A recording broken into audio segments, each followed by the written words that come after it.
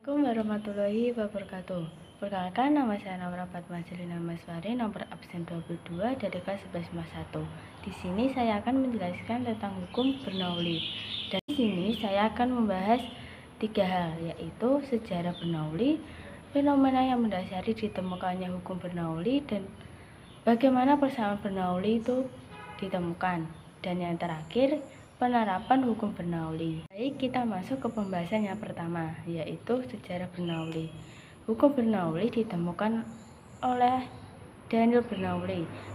Beliau lahir di Groningen, Republik Belanda pada 8 Februari 1700 dan wafat di Basel, Republik Swiss pada 27 Maret 1782. Beliau berasal dari keluarga matematikawan terkenal Eropa yang membuat Bernoulli dan saudara-saudaranya dididik untuk mengikuti jejak keluarganya menjadi seorang matematikawan, walaupun bidang yang mereka geluti berbeda. Baik, kita lanjut ke pembahasan yang selanjutnya, yaitu fenomena yang mendasari ditemukannya hukum Bernoulli. Awalnya, beliau melakukan banyak percobaan, yang dimana Bernoulli menerapkan hukum-hukum Newton pada partikel-partikel yang kecil, terutama pada unsur gas dan cairan. Dari sanalah beliau menyimpulkan bahwa gas dan cairan mengandung partikel yang ukurannya lebih kecil dibandingkan dengan jarak yang memisahkannya. Pada 1728, beliau menggunakan teori matematika untuk memecahkan masalah hukum tentang gas. Beliau membuat bukti sekunder dari hukum Boyle. Pada tahun 1738, Bernoulli menerbitkan hidrodinamika yang membahas secara baik gerakan cairan. Dan pada hidrodinamika memuat prinsip Bernoulli, yaitu sementara kecepatan cairan yang bergerak itu bertambah, tekanan di dalam cairan tersebut berkurang. Dan prinsip Bernoulli itu berlaku bagi unsur-unsur gas dan maupun cairan. Selanjutnya saya akan membahas tentang persamaan Bernoulli ditemukan. Persamaan hukum Bernoulli erat kaitannya dengan tekanan, kecepatan, dan ketinggian dari dua titik dengan aliran fluida yang massa jenis. Munculnya persamaan Bernoulli didapat dari keseimbangan energi mekanik atau energi kinetik dan energi potensial bersamaan dengan adanya tekanan yang muncul hingga menghasilkan implementasi berikut. P ditambah energi kinetik ditambah energi potensial sama dengan konstan. P di sini yang dimaksud adalah tekanan. Persamaan Bernoulli yang satu ini bisa ditulis seperti yang ada di PPT. Angka 1 dan 2 menunjukkan titik atau lokasi tempat fluida tersebut diamati.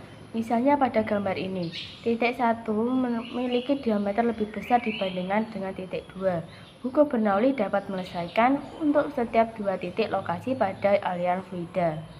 Kita lihat gambar tersebut. Bagaimana kita tahu di mana lokasi terbaik untuk memilih lokasi titik? Jika kita ingin mengetahui suatu besaran pada suatu lokasi di aliran fluida, maka lokasi tersebut wajib kita jadikan salah satu titik lokasi. Titik kedua merupakan satu lokasi di mana kita telah mengetahui besaran-besaran pada lokasi tersebut, sehingga kita dapat mencari besaran yang ingin kita cari pada titik 1 dengan rumus persamaan Bernoulli. Saya akan membahas tentang penerapan hukum Bernoulli. Yang pertama, parfum dan obat nyamuk semprot. Jadi, saat kamu menekan parfum ke bawah, cairan bagian bawah akan naik ke atas dengan kelajuan rendah. Akibatnya, tekanan di cairan bagian bawah akan semakin tinggi. Yang kedua, tabung pitot adalah alat yang digunakan untuk mengukur kelajuan gas di dalam pipa. Jadi, udara yang masuk pada ujung satu pada akhirnya akan diam di pipa. Masuk pada ujung satu pada akhirnya akan diam di dalam pipa. Sedangkan pada ujung 2 akan memiliki laju yang sama dengan laju udara yang ada di luar. Alat ukur tekanan mengukur beda tekanan udara pada dua ujung pipa. Jadi dapat digunakan hukum Bernoulli pada ujung 1 dan ujung 2. Kita perhatikan, ketinggian ujung 1 dan ujung 2 hampir sama, atau H1 sama dengan H2, sehingga persamaan Bernoulli menjadi laju udara di dalam tekanan 1 sama dengan 0 dan di ujung 2 sama dengan laju udara di luar.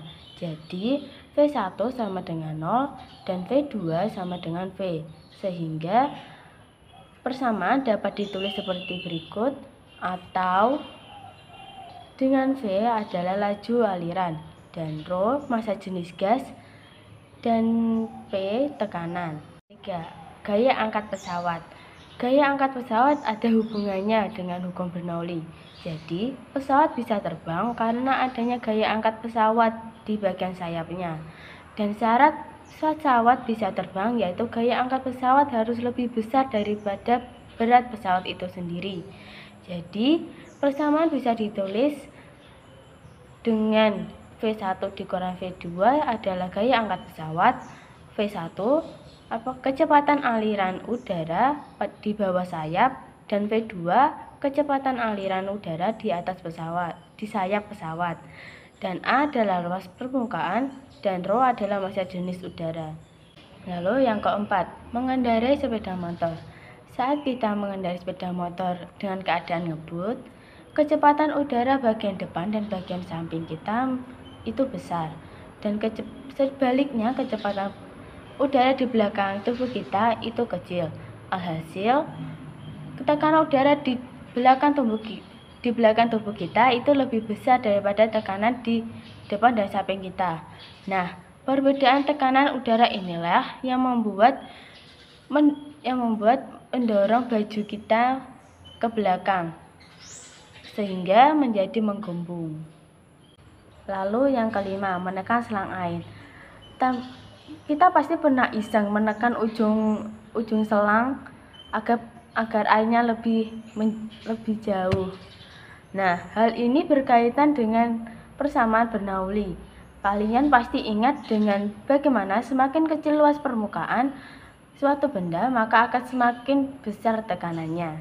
Terakhir adalah cerobong asap. Cerobong asap yang baik akan tersambung dengan ruangan yang tertutup.